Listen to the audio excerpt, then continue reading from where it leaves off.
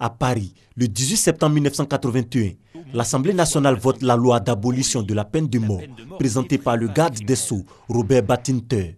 369 députés votent en sa faveur et 113 s'y opposent. Cette initiative met la France au diapason des autres pays d'Europe occidentale, longtemps ressentie comme une réparation indispensable et comme une garantie de sécurité pour les sociétés. Il faut attendre le XVIIIe siècle pour que la légitimité de la peine de mort soit remise en cause. C'est à cette époque que débute réellement le débat sur le droit de l'État de supprimer la vie.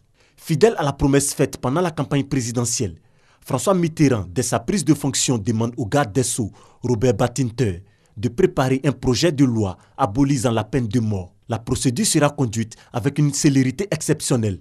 Passage en Conseil des ministres le 26 août 1981. Adoption par la Commission des lois le 10 septembre.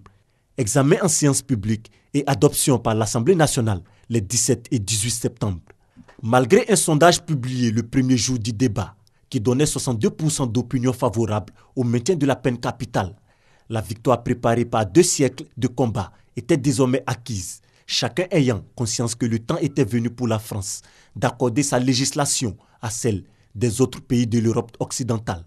Restait après le vote conforme du Sénat et l'entrée en vigueur de la loi a consacré l'irréversibilité de cette réforme en ratifiant le 6e protocole additionnel à la Convention de sauvegarde des droits de l'homme portant abolition de la peine de mort.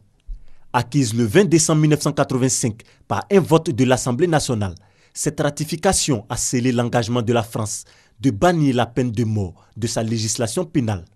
L'abolition de la peine de mort reste la principale mesure des 2 septennats de François Mitterrand.